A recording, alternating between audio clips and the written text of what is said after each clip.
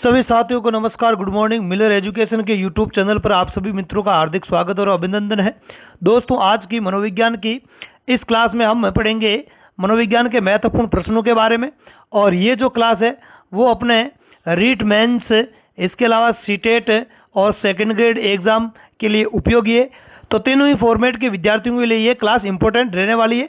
ठीक है, तो शुरुआत करते हैं आज के पहले प्रश्न की। आज का पहला प्रश्न है अपना, पावलोव के अनुबंधन प्रयोग के चरणों को सही क्रम में व्यवस्थित करके सही कूट की पहचान कीजिए। मतलब यहाँ पर पावलोव का जो अनुबंधन जो सिद्धांत है, जो शास्त्रीय अनुबंधन सिद्धांत है, उसके चरण दे रखे हैं। उन चरणों को अपने को सही क्रम में रखना। किस क्रम में? सही क्रम में रखकर कूट की पहचान करनी है, सही कूट की पहचान करनी है।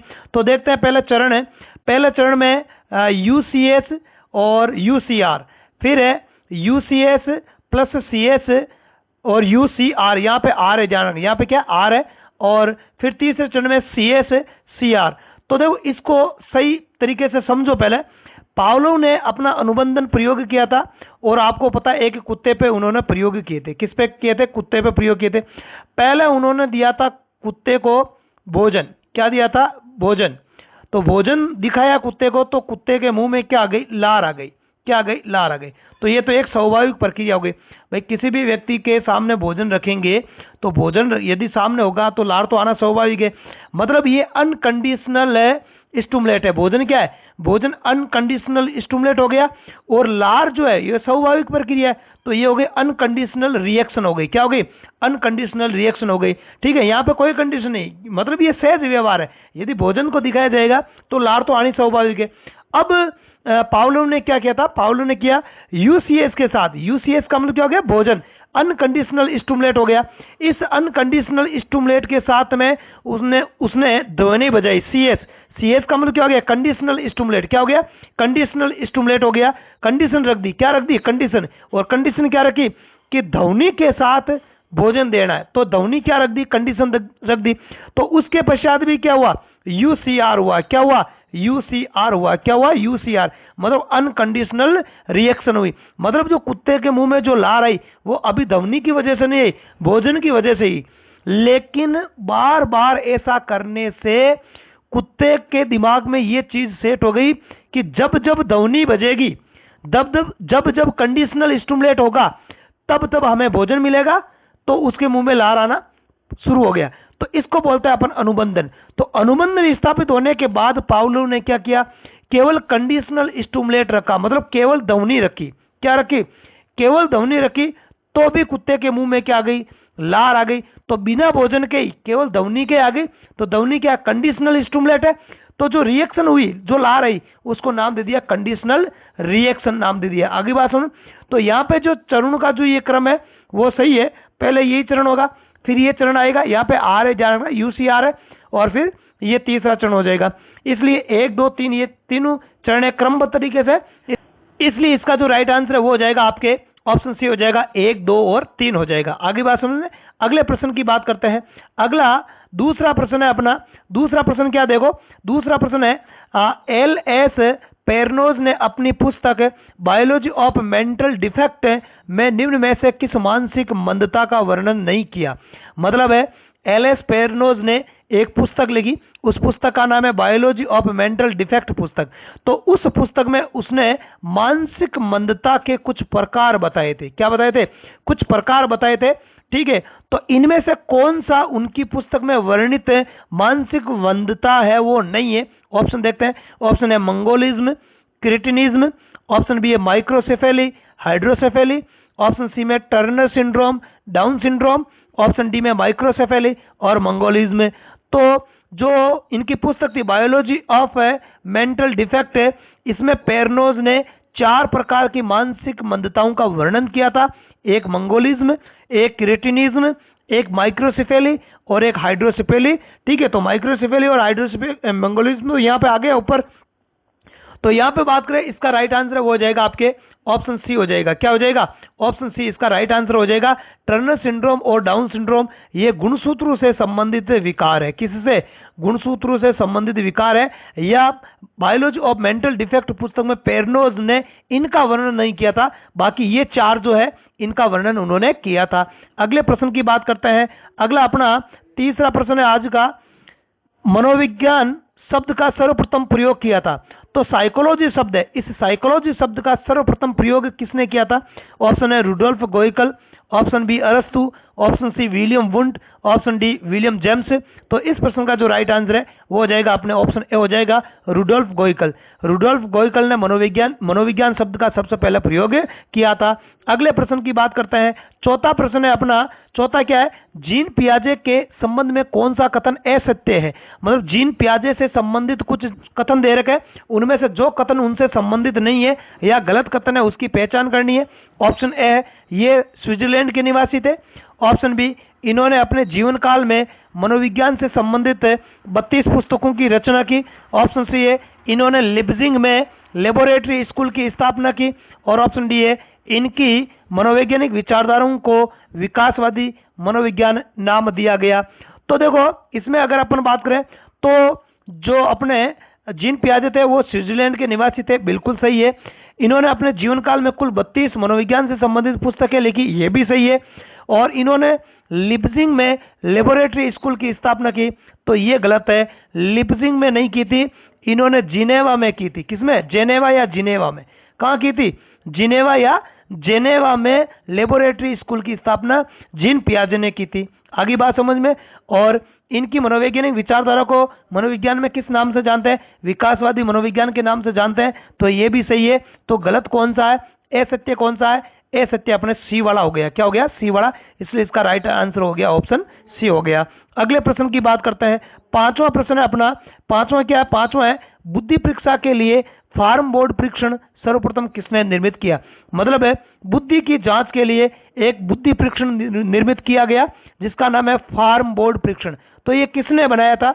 Option A Alexander, option B Cattell, option C Simon, option D में सेंगुइन। तो इसका जो निर्माण करने वाले कौन थे? वो थे अपने सेंगुइन। सेंगुइन ने फार्म बोर्ड परीक्षण बनाया था जो कि बुद्धि का मापन करता है। अगले प्रश्न की बात करते हैं। अगला छठा प्रश्न है अपना। छठा क्या? देखो निम्न में से कौन सा मेल नहीं है? मतलब जो सुमेलित नहीं है उसकी अपने को इस प्रश्न में पहचान करनी है। ऑप्शन ए अंतर्मुखी, स्वयं अपने में रहना। ऑप्शन बी है प्रक्षेपण, अपनी गलती दूसरों पर डालना। ऑप्शन सी है युक्तिकरण, अपना गुस्सा दूसरों पर उतारना। ऑप्शन डी है प्रतिगमन, पुरानी आदतों में लौटना। तो देखो अगर इस प्रश्न का अपन विश्लेषण करें, इन सभी को अपन देखें तो अंतर्मुखी व्यक्ति किसको कहते हैं?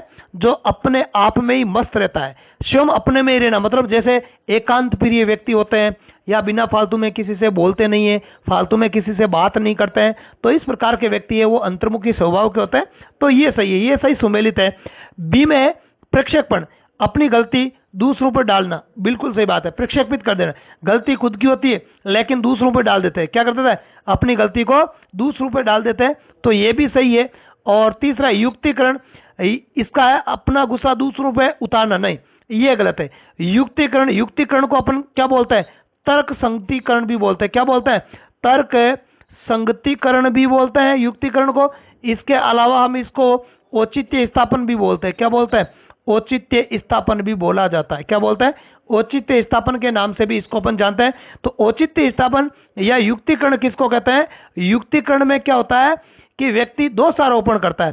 जैसे मान लिया कि अंगूर खट्टे है, वो अंगूर खट्टे वाली बात है।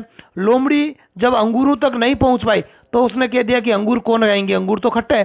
तो सक्सेस तो खुद नहीं है, तो दोषारोपण किस पे डाल दिया? अंगूर पे डाल दिया, है ना। तो ये हो गया, है ना। जैसे नाच नहीं जाना आंगन टेढ़ा, है ना, नाच नहीं आती है और कहता है कि आंगन टेढ़ा है मैं तो नाचूंगा नहीं, तो वो बात हो गई। तो युक्तिकरण उसको बोलते हैं। मतलब कोई ना कोई कारण बता दिया जाता है ना, अपनी असफलता का कोई कारण बता के एडजस्टमेंट कर लिया जाता है। और प्रतिगमन क्या है? पुरानी आदतों में लौटना, बिल्कुल सही बात है ना। जैसे जैसे किसी स्त्री का अपने मायके जाकर अपनी माँ की गोद में लेटकर रोना वगैरह, तो इस प्रकार, या बड़ों का विषम प्रस्तुति में या दुख के समय बच्चों की तरह रोना, है ना, बच्चों की तरह रोना बड़ों का, तो ये प्रतिगमन कहलाएगा, मतलब पुरानी आदतों में लौटना, वो प्रतिगमन कहलाएगा। आगे बात, तो ये सही है, ये सही है। तो गलत कौन सा है? गलत हो गया अपने ऑप्शन सी वाला हो गया, युक्तिकरण अपना गुस्सा दूसरों पर डालना, ये गलत है, ये सुमेलित नहीं है। अगले प्रश्न की बात करते हैं। अगला अपना 7वां प्रश्न देखो, 7वां क्या है? 7वां समूह कारक सिद्धांत के संबंध में कौन सा सही है? तो समूह कारक, ये बुद्धि का सिद्धांत है भाई, ध्यान रखना। देखो इसमें इसका प्रतिपादन थ्रस्टन ने किया। 2 नंबर पे है, इस सिद्धांत के अनुसार बुद्धि 7 मानसिक योग्यताओं का समूह है। 3 में है, सिद्धांत के अनुसार बुद्धि 9 मानसिक योग्यताओं का समूह है। तो देखो थ्रस्टन का जो समूह कारक जो सिद्धांत है बुद्धि से संबंधित, ये थ्रस्टन ने ही दिया था। आगे बात समझ में। और इसमें थ्रस्टन ने बुद्धि को 7 मानसिक योग्यताओं का समूह बताया था, न कि 9 का नहीं बताया था। इसलिए सी वाला, ये 3 वाला गलत हो जाएगा, 1 और 2 सही है। तो ऑप्शन में देख लो, केवल 1 और 2 सही। कौन सा वाला? ये हो गया अपने ऑप्शन ए हो गया, केवल 1 एवं 2 सही है। आगे बात समझ, तो ये इसका राइट आंसर हो जाएगा। अगले प्रश्न पर बढ़ने से पहले एक विशेष सूचना, और सूचना ये है कि आप हमारे मिलर एजुकेशन के यूट्यूब चैनल के अतिरिक्त टेलीग्राम चैनल को ज्वाइन कर लेना। टेलीग्राम चैनल पर हर रोज एक निश्चित टाइम टेबल के तहत क्विज मिलता है, और विभिन्न सब्जेक्ट के क्विज आप अटेंड करके अपनी तैयारी को और ज़्यादा बेटर कर सकते हो। और यदि आपकी तैयारी पहले से अच्छी है तो भी आप क्विज को अटेंड करके आप अपनी तैयारी को चेक कर सकते हो, कितनी आपकी तैयारी है और कितनी होना बाकी है। और ये क्लास आपको अंत तक देखने के बाद यदि अच्छी लगे तो इसे लाइक करके अपने मित्रों में शेयर जरूर करना है। और साथ ही साथ चैनल पर आप पहली बार हो तो चैनल को सब्सक्राइब कर लेना, ताकि रोज की जो क्लास है उसका नोटिफिकेशन आपको तुरंत मिल जाए। जैसे ही क्लास अपलोड करूं, वैसे 6:05 पर आपको मॉर्निंग में क्लास है वो मिल जाती है, तो इसका अपडेट आपको आ जाए, है ना। तो आप सब्सक्राइब करके उसको रखना है, ठीक है। और रोज आपको एक साइकोलॉजी की 10 या 12 मिनट की ये क्लास है, रोज कंटिन्यू आप देखते रहो, चाहे आप नाश्ता कर रहे हो, चाहे आप चाय पी रहे हो, या आप अपनी किताबों से पढ़ते पढ़ते थक गए हो, तो एक क्लास आपको देखना है, ताकि आपने किताबों में जो थ्योरी पढ़ी है तो थ्योरी के आधार पर आपको कितना समझ में आया उस हिसाब से आपको यहाँ पर समझ में आ जाए। तो मेरे साथ जुड़े रहिए और देखते रहिए रोज साइकोलॉजी की क्लास, ठीक है, जिसमें से ये आपके प्रश्न में साइकोलॉजी को कंप्लीट करवाने की जिम्मेदारी लेता हूं। अब बात करते हैं अपन अगले 8वें प्रश्न की। तो अपना 8वां प्रश्न क्या है वो देखो। 8वां प्रश्न है अपना, किस सिद्धांत के अनुसार उद्दीपन में जो लुप्त अंश होता है उसे हम भर लेते हैं, तथा वस्तुओं का प्रत्यक्षीकरण उनके अलग अलग भागों के रूप में नहीं बल्कि समग्र आकृति के रूप में करते हैं। मतलब इस प्रश्न को समझो पहले। तो प्रश्न क्या कह रहा है कि हम किस सिद्धांत के अनुसार उद्दीपन में जो विलुप्त अंश होता है उसको हम भर लेते हैं खुद ही, और किसी भी वस्तु का प्रत्यक्षीकरण उसके अलग अलग भागों के रूप में न कर समग्र आकृति के रूप में करते हैं। कैसे? देखो, जैसे मान लिया कि ये एक मैं संरचना बना रहा हूं, ठीक है। अब इसको ध्यान से देखना है, ठीक है। ये बना दी, ठीक है, ये इस प्रकार से बना दी, यहाँ पे कनेक्ट है, ये ध्यान रखना, ये कनेक्ट है, ठीक है। ये बना दी, यहाँ पे जगह छोड़ दी और इसको यहाँ से कनेक्ट कर दिया। अब यहाँ 3 जगह छोड़ रखी, 1, 2 और 3। बताओ ये क्या आकृति होगी आपके हिसाब से? क्या होगी भाई? इन जगहों को अपन भर दो तो क्या बन गया? त्रिभुज बन गया। तो आपने किस रूप में देखा इसको? समग्र रूप में देखा ना। ऐसे तो एक एक भुजा को देखा आपने, एक एक भुजा को नहीं देखा ना। जहां यहाँ बीच बीच में जगह छुटी हुई थी, जो बीच बीच में यहाँ पे जो जगह छुटी हुई, तो आपने क्या माना इसको कि भाई ये तो त्रिभुज होना चाहिए। क्या होना चाहिए? त्रिभुज। तो आपने उन जगहों को क्या कर दिया? भर दिया। तो यही तो सिद्धांत कह रहा कि उद्दीपन में जो लुप्त अंश है उस लुप्त अंश को हम क्या कर देते हैं? हम भर लेते हैं, और वस्तु का प्रत्यक्षीकरण उसके अलग अलग भाग के रूप में नहीं करते हैं, बल्कि पूरी आकृति के रूप में करते हैं।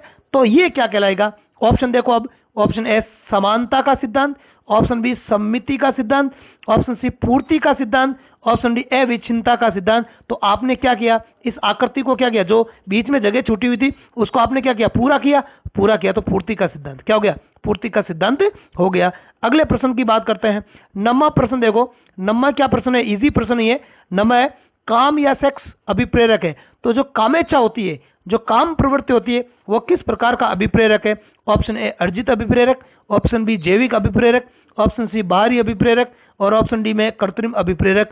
तो इस प्रश्न का जो राइट आंसर आपको खुद को ही पता है कि कामेच्छा होती है वो जैविक होती है। क्या होती है? जैविक। ना तो व्यक्ति इसको बाहर से अर्जित करता है, मतलब ये बाहरी नहीं होती है, कृत्रिम नहीं होती है, जैविक होती है। किसी में हाँ कम हो सकती है कामेच्छा, किसी में ज्यादा हो सकती है। तो कम ज्यादा संवेग है या अभिप्रेरक है वो कम ज्यादा अवश्य हो सकता है, लेकिन जैविक संवेग है वो सब में पाए जाते हैं, है ना। जैसे भूख है तो भूख तो सबको ही लगेगी, है ना। इसी प्रकार काम है, चाहे प्यास है, नींद है, तो ये तो सब एक, ये तो जैविक चीजें हैं, ठीक है। अब बात करें आज के अंतिम और लास्ट 10वें प्रश्न की, तो 10वां प्रश्न क्या आपने, पेड़ तथा घर, कुर्सी तथा सीढ़ी ये किस परीक्षण से संबंधित है। मतलब एक ऐसा परीक्षण जिसमें बच्चे को क्या दे दिया जाता है, पेड़, घर, कुर्सी और सीढ़ी ये चीजें दे दी जाती है, तो इनका संबंध किससे है। ऑप्शन ए नवीन संबंध परीक्षण से, ऑप्शन बी परिणाम सोचो परीक्षण से, ऑप्शन सी अप्रचलित प्रयोग परीक्षण से, और ऑप्शन डी में वस्तु विशेष उन्नति परीक्षण से।